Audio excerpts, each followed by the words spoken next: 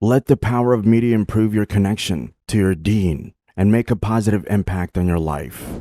Download the One Islam TV app today and embark on a transformative journey of knowledge, inspiration, and spiritual growth. In the 7th century, the Byzantine Empire was one of the strongest empires in the world and at the height of its power in many ways. But this period also witnessed the emergence of a new force that would end the Byzantine Empire and leave behind a permanent imprint all over the world. How did Islam affect the Byzantine Empire? And was this effect greater than that inflicted by the long-standing enemy of the Eastern Roman Empire, the Sasanian Empire? The Byzantine Empire had once achieved one of its greatest victories when Emperor Heraclius defeated their long-standing enemy, the Sasanian Empire, in a war that lasted almost 20 years. Soon after, Emperor Justinian, another important figure in Byzantine history, became the ruler of the empire. In the early 7th century, the reign of Emperor Heraclius began. He was a general who rebelled against Emperor Phocas and then deposed him. Byzantine Empire versus Sasanian Empire.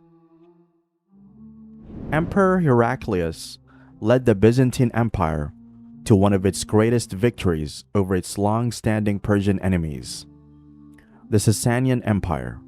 Heraclius was a gifted general and led a vigorous series of campaigns against the Sasanians, who were ruled at the time by King Khosrow II. The war between these two empires lasted for almost 20 years and included several spectacular successes and disasters on both sides. Khosrow II succeeded in capturing much of Byzantium's eastern territories, and at one point, in alliance with the Avars, was even able to besiege Constantinople itself. Heraclius directed a series of counterattacks and often fought in the front rank alongside his soldiers. One of his greatest victories took place in December 627 AD, when he invaded the Sasanian heartland and thoroughly smashed their main army at the Battle of Nineveh. In this climactic battle of the Long War, Heraclius allegedly personally suffered several wounds to his face.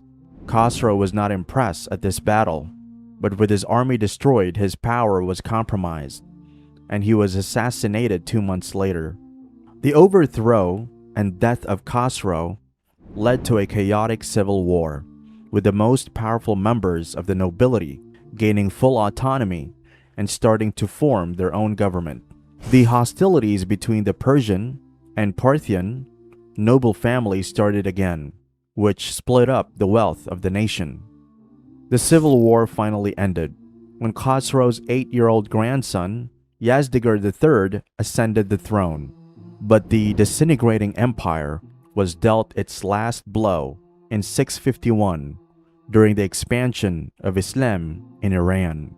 After the war ended, Heraclius was able to acquire an important war bounty, supposedly including the fragments of the True Cross, which had been seized by Khosrow when he had earlier captured Jerusalem in previous wars. The rise of Islam and decline of the Byzantine Empire. By the time of Prophet Muhammad, peace be upon him's death, in 632 AD, Islam had spread throughout the region by trade, and over the next 30 years, under the leadership of Muhammad's 4 caliphs, or successors, Muslim armies were able to capture the Levant, North Africa, the Mediterranean world, and other vast territories. The period following Prophet Muhammad, peace be upon him's death, is known as the Rashidun Caliphate, which lasted from 610 to 750. Battle of Yarmouk. In 636 AD, at the Battle of Yarmouk, the Byzantine army was defeated by the Muslim forces of the Rashidun Caliphate. The result of the battle was a complete Muslim victory that ended Byzantine rule in Syria. During a council of war, the command of the Muslim army was transferred to Khalid ibn al-Walid by Abu Ubaidah, who was commander-in-chief of Muslim armies at the time. After taking command, Khalid ibn al-Walid reorganized the army into 36 infantry regiments and 4 cavalry regiments, with his cavalry elite held in reserve. The army was organized in a tight defensive infantry formation. The army was lined up on a front of 12 kilometers facing west, with its left flank lying south on the Yarmouk River, a mile before Wadi al-Alan Canyon began. The army's right flank was on the Jabiya Road in the north across the heights of Tel al-Jum'ah, with substantial gaps between the divisions, so far so that their frontage would match the divisions of the Byzantine battle line at 13 kilometers. The center of the army was under the command of Abu Ubaidah ibn al-Jarrah, left center, and Shurabil ibn Hasana, right center. The left wing was under the command of Yazid, and the right wing was under Amr ibn al-As. The center left and right wings were given cavalry regiments to be used as a reserve in case a counterattack happened or if they were pushed back by the Byzantines. Behind the center stood the mobile guard under the personal command of Khalid.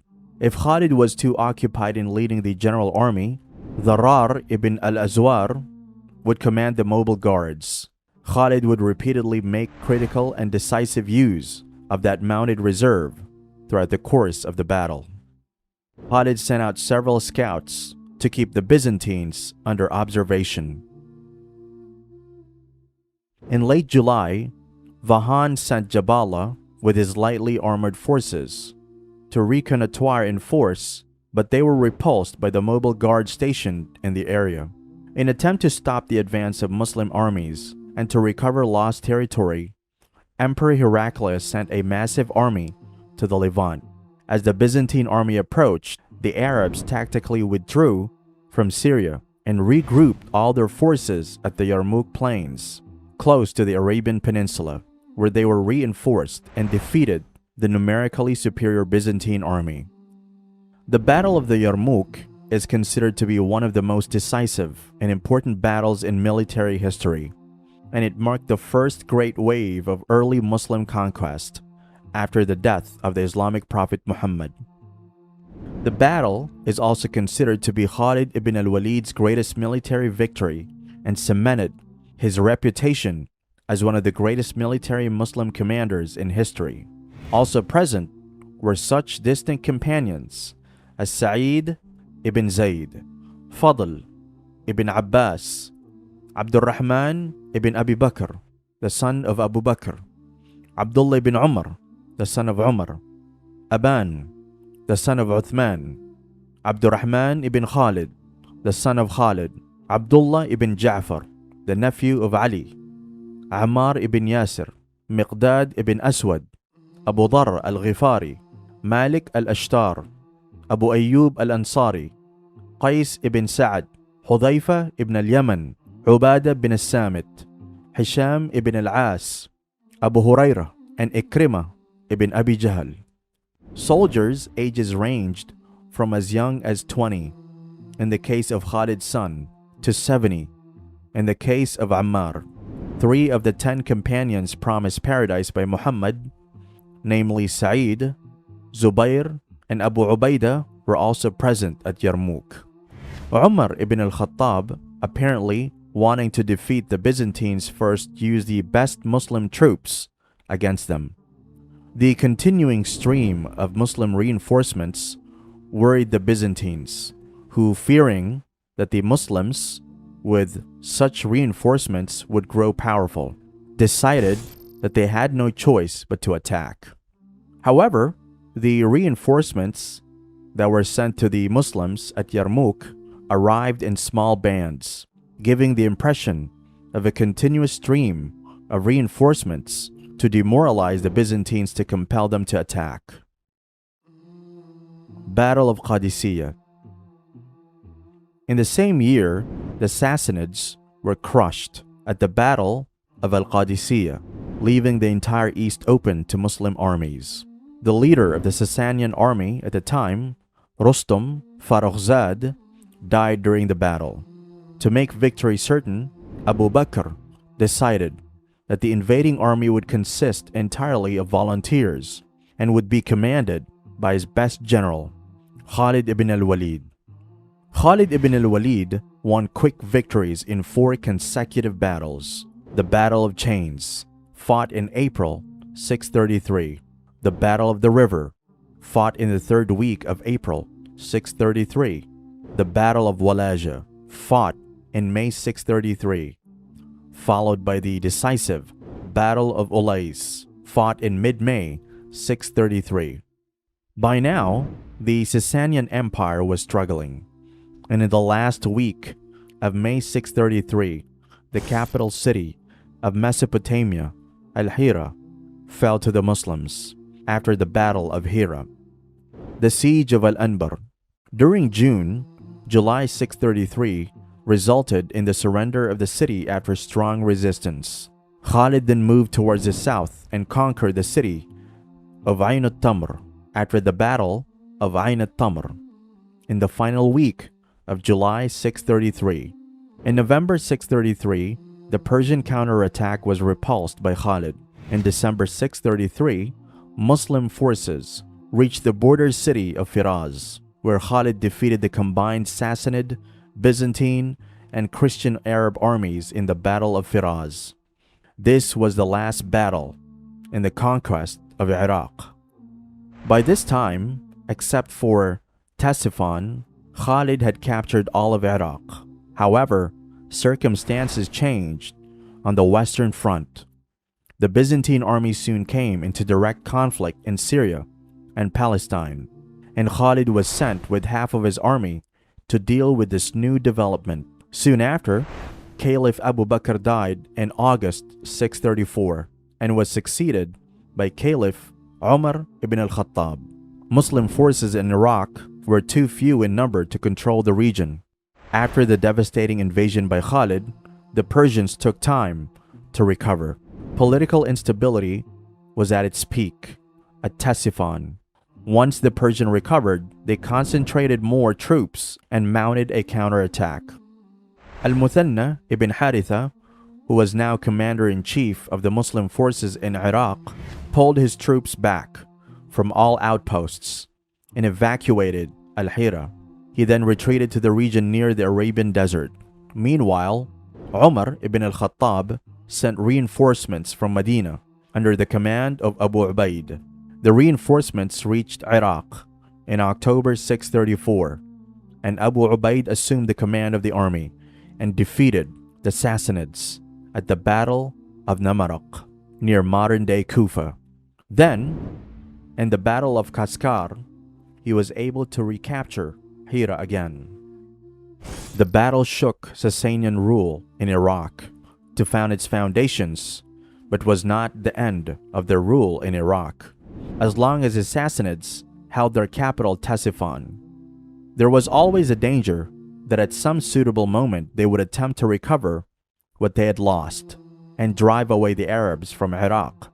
Caliph Umar ibn al-Khattab sent instructions that as a sequel to the Battle of Qadisiyah, Muslims' army should push forward to capture Ctesiphon. The siege of Ctesiphon continued for 2 months, and the city was finally taken in March 637. Muslim forces were able to conquer Persian provinces all the way up to Khuzestan. The conquest was slowed, however, by severe drought in Arabia in 638 and the plague in southern Iraq and Syria in 639. After this, Caliph Umar wanted a break to manage the conquered territories, and for then he wanted to leave the rest of Persia to the Persians. Umar is reported to have said, "I wish there were a mountain of fire between us and the Persians, so that neither they could get to us, nor we to them." The Persian perspective, however, was the polar opposite, one of the great embarrassment, humiliation, and scorn.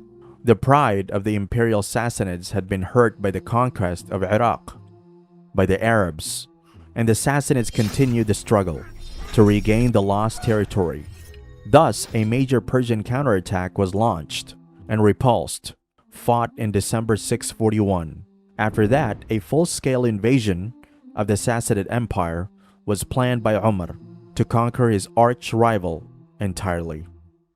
The last Persian emperor was Yazgir III, who was killed in 651 during the reign of the Caliph Uthman. His death officially marked the end of the Sassanid royal lineage and empire. The subsequent collapse of the Sasanian army in the region led to a decisive Muslim victory over the Iranians and marked the beginning of Arab and Islamic rule in Persia. In 636 AD, Byzantium lost Jerusalem, the most sacred city in Christendom, and soon after, the entire Sasanian Empire crumbled and was brushed aside by the newcomers. In 639 to 642, the Muslims, led by Amr ibn al-As, who had commanded the right flank of the Rashidun army at Yarmouk, invaded and captured Egypt, Libya, and Tunisia. Fall of Constantinople. After their humiliating defeats by Muslim armies, the Byzantine Empire still controlled Constantinople and sections of the Balkans and Anatolia, and this reduced version of the empire would continue for 800 years until its defeat by the Ottoman Empire. During the rule of the Paleologan emperors, beginning with Michael VIII in 1261, the economy of the Byzantine Empire was crippled and was never able to regain its former stature.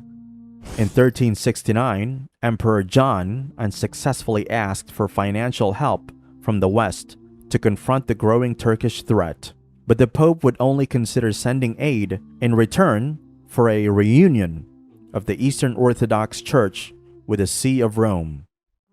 Some Western troops were sent eventually to bolster the Christian defense of Constantinople, but most Western rulers, distracted by their own internal affairs, did nothing. On April 2nd, 1453, Sultan Mehmed's army of 80,000 men and large numbers of irregulars laid siege to the city. Sultan Murad II later revoked any privileges that were previously given to the Byzantines and laid siege to Constantinople. The fall of Constantinople marked the end of a glorious era for the Byzantine Empire. Emperor Constantine XI was killed in battle that day, and the Byzantine Empire collapsed completely. Emperor Heraclius lived to witness most of these losses and humiliating defeat, and died in 641 AD. This great wave of subjugation finally subsided in the mid-8th century, by which time, in the West, the remainder of North Africa and Spain had been subdued, and in the East, the Islamic armies had reached India's borders. After the death of the last caliph in 661, the Umayyad Caliphate took control of the empire and ruled until 750. Historians regard the Umayyad Caliphate as the most powerful and expansive of the caliphs. The Umayyad Caliphate grew the Islamic empire to its peak and expanded its control from the Middle East to parts of Asia, India, and even parts of Europe. The growth of Islam in these areas helped unite nomadic people into a more unified culture by creating a common currency, making Arabic the official language, and standardizing measurements. The Islamic Golden Age started during Abbasid dynasty, which came to power by overthrowing the Umayyads in 750. During this period, science, math, astronomy, medicine, and literature flourished. Libraries and schools were built, and arts and architecture thrived. This period lasted to 1258. The Muslim conquests fundamentally reshaped the Mediterranean and North African region and created religious, cultural, and linguistic boundaries that persist until today.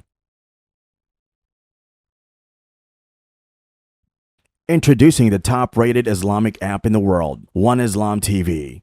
The app offers a smooth, immersive viewing experience with user-friendly features and seamless interface. Discover the power of technology for the purpose of spreading the light of Islam to every corner of the world. Download the One Islam TV app now.